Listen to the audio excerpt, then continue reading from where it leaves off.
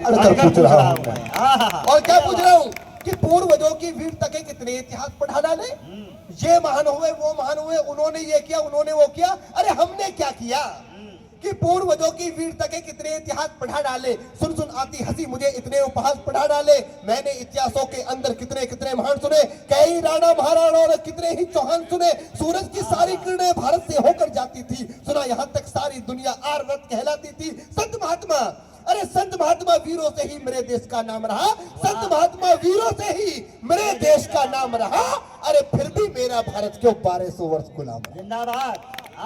फिर भी मेरा भारत क्यों 1200 वर्ष गुलाम रहा। यहाँ पन्ना सी तोड़वाई थी, क्या क्या था मेरे देश में, यहाँ पन्ना सी तोड़वाई थी, फिर भी ये देश गुलाम रहा।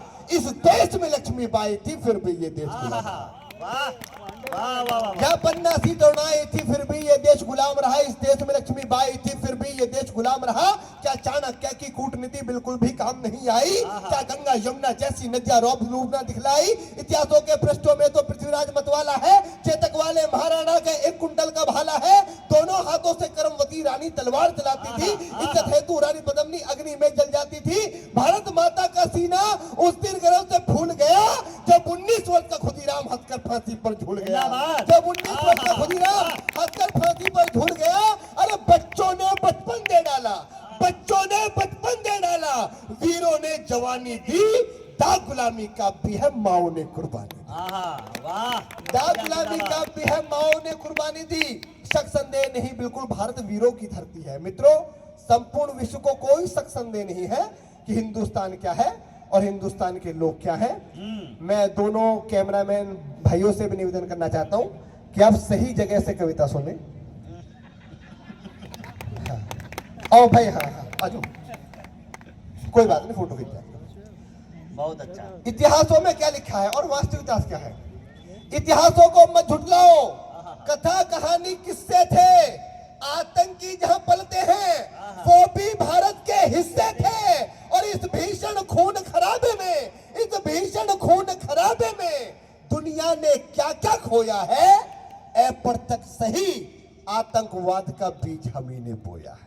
चिंतन है। अप्रत्यक्ष सही आतंकवाद का बीज हम ही ने बोया है। क्योंकि साहब हमारी पहचान क्या थी, हम विश्व गुरु थे। जिम्मेदारी किसकी थी साहब, हम विश्व गुरु थे। विश्व गुरु वाला परिधान दिखाना था, हमने वो वस्त्र उतार के फेंक दिया, चोला उतार के फेंक दिया। हम विश्व गुरु थे, विश्व गुरु वाला परिधान दिखाना था। सुख शांति चैन अमन का जग्गो पाठ पढ़ाना था। लेकिन सही रहा दुनिया को हम भी दिखा नहीं पाए। मानवता की परिभाषा दुनिया को बता नहीं पाए। जगत गुरु यानी जक्के, जगत गुरु यानी जक्के भगवान हम ही तो थे। अरे सारी दुनिया मूर्ख थी, सबके विद्वान हम ही तो थे। और परिणाम गलत आता है तो, परिणाम गलत आता है तो गलती शुरू की होती है। और शिष्य अगर नालायक हो तो गलती गुरु की होती है। भैया जिंदाबाद। शिष्य अगर नालायक हो तो गलती गुरु की होती है। अरे गलती ही दोहराई है, हम अब भी सीख नहीं पाए।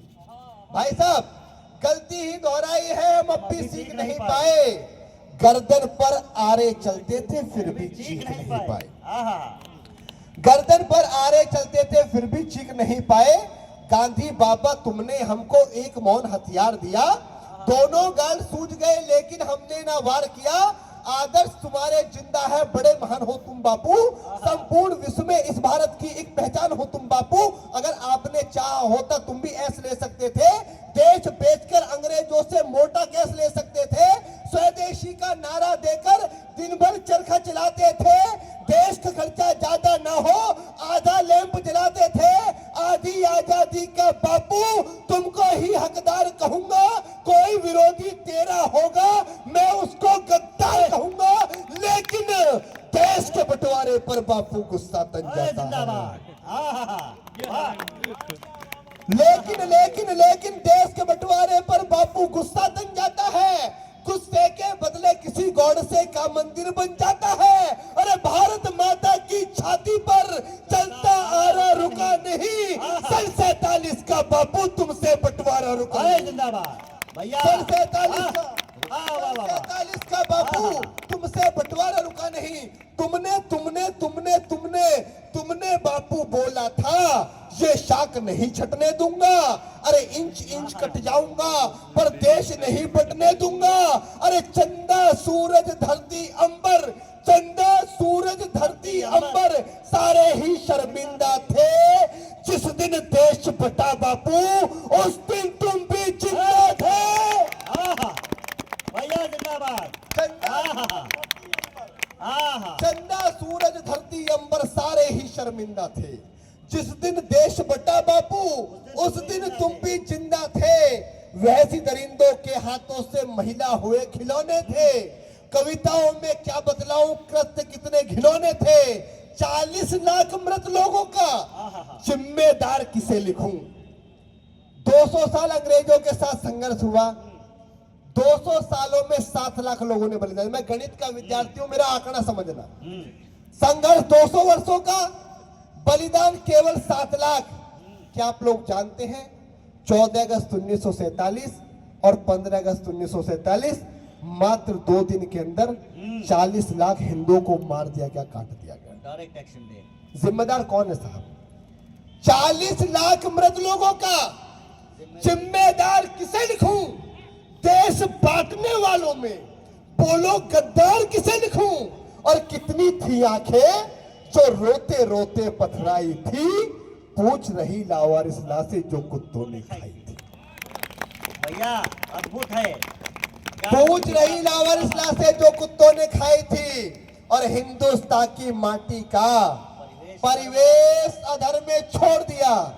इतिहास की सबसे बड़ी गलती, हिंदुस्तान के इतिहास ने सबसे बड़ी गलती जो की, अब उस गलती को पढ़ रहा हूं और इशारे से एक बात कहूंगा, जो लोग समझ जाएं तो उनका समर्थन ऐसा समर्थन हो जो अभी तक इस पांडाल में ना हुआ हो।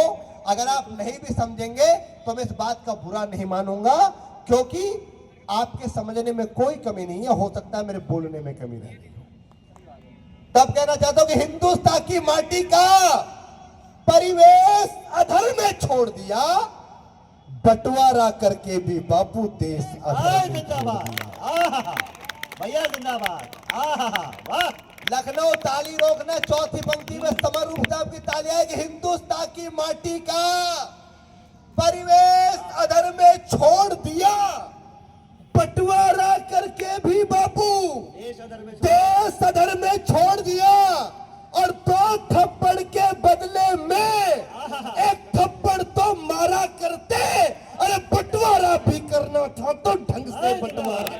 भैया जिंदाबाद।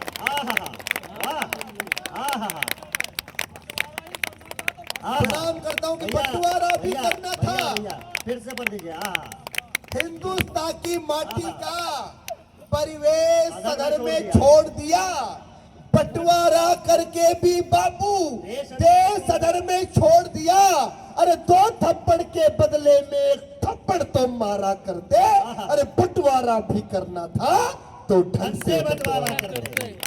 बंटवारा भी करना था तो ढंग से बंटवारा करते। कश्मीर की कोई समस्या साहब नहीं होती। भारत सरकार के सामने 5 मांग रखता हूं।